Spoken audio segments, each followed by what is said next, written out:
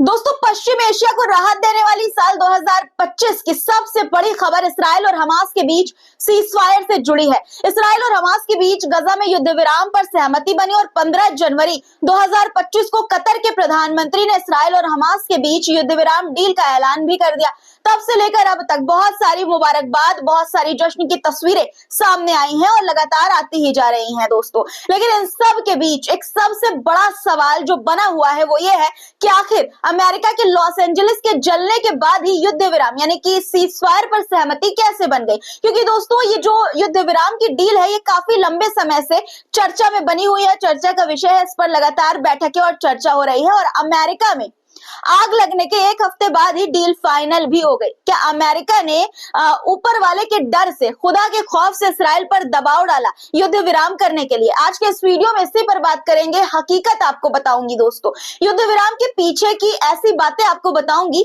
जो और कोई आपको नहीं बताएगा। इसके अलावा युद्ध विराम की खुशी के बीच गजा के लोगों को डर क्यों सता रहा है, किस बात का ये भी बताऊंगी। साथ ही इसराइल में अब क्यों डर का माहौल है ये भी आपको बताऊंगी। और क्या युद्ध विराम पर सहमति बनने के बाद यमन के इसराइल और अमेरिका पर हमले रुक जाएंगे या नहीं, इस पर भी बात करेंगे। इसलिए पूरा वीडियो जरूर देखिएगा दोस्तों। और वीडियो शुरू करने से पहले हर रोज की तरह एक गुजारिश कि चैनल को सब्सक्राइब करिए और लाइक जरूर से कर दिया करिए दोस्तों हर रोज वीडियो को। जो लोग मेरे कहने से हर रोज लाइक करते हैं उनको बहुत बहुत बहुत सारा शुक्रिया।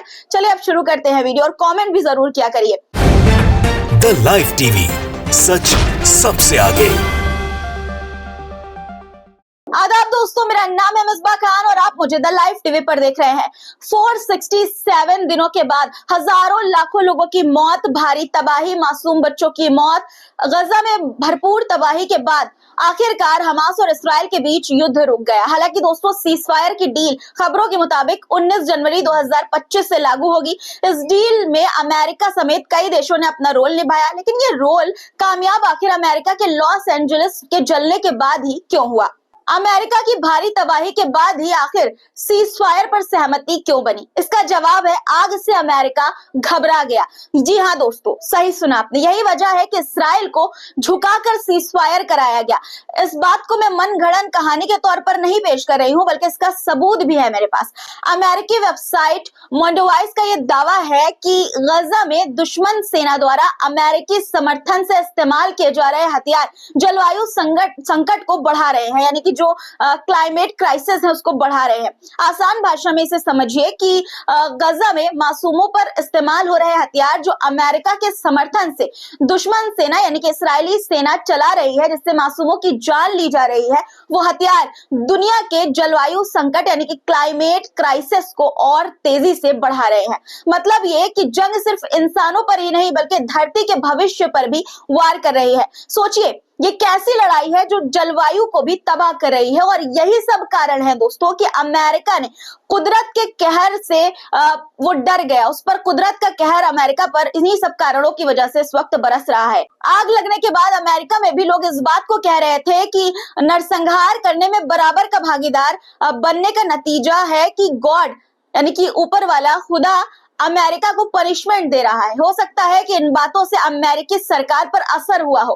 क्लाइमेट चेंज भी वजह बताई जा रही है आग की। और गजा में अमेरिका के हथियार के इस्तेमाल से भी अमेरिकी वेबसाइट के अनुसार क्लाइमेट क्राइसिस हुआ है। कनेक्शन समझिए आप। इन्हीं सब खबरों से अमेरिका ने घबराकर इसराइल पर दबाव बनाया ताकि हमले रुके, जिससे जो क्लाइमेट चेंज है, क्लाइमेट का जो संकट है, क्राइसिस है, वो कम हो जाए। आप क्या सोचते हैं दोस्तों, इस खबर पर कमेंट में जरूर लिखिएगा। और अब सीजफायर पर सहमति के बाद ईरान का भी बयान आ चुका है। ईरान की रिवॉल्यूशनरी गार्ड्स ने बयान दिया है कि ज़योनी सत्ता यानी कि इसराइल जो अमेरिका और यूरोप का समर्थन पा रही थी, अब गजा के लोगों की धैर्य और संघर्ष के आगे झुक चुकी है।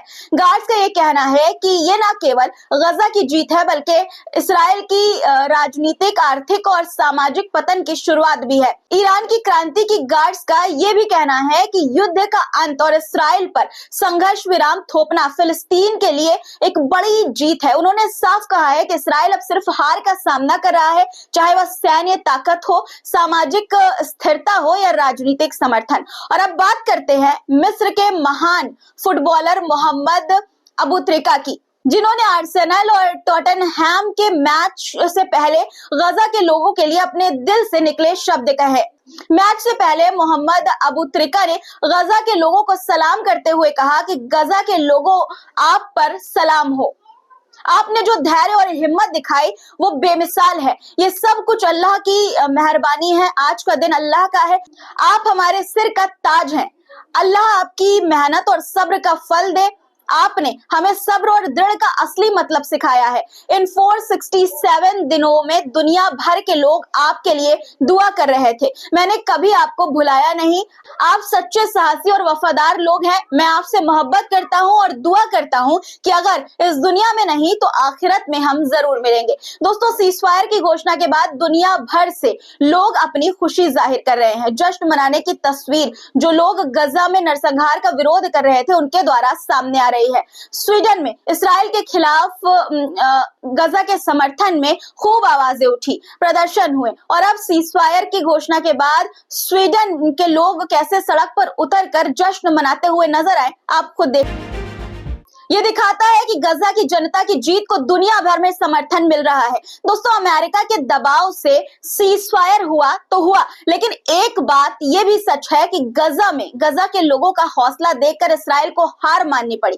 कहीं ना कहीं अब इसराइल गजा में कमजोर पड़ने लगा था। ये बात मैं खुद अपनी तरफ से नहीं कह रही हूँ, बल्कि इसराइली मीडिया का ही ये कहना है। इसराइली चैनल i24 न्यूज ने खुद ये माना है कि इसराइल गजा में अपने युद्ध के मकसद को पूरा करने में नाकाम रहा। i24 न्यूज ने यह कहा कि हमास ने इसराइल को गजा पट्टी में पैर जमाने का कोई मौका ही नहीं दिया।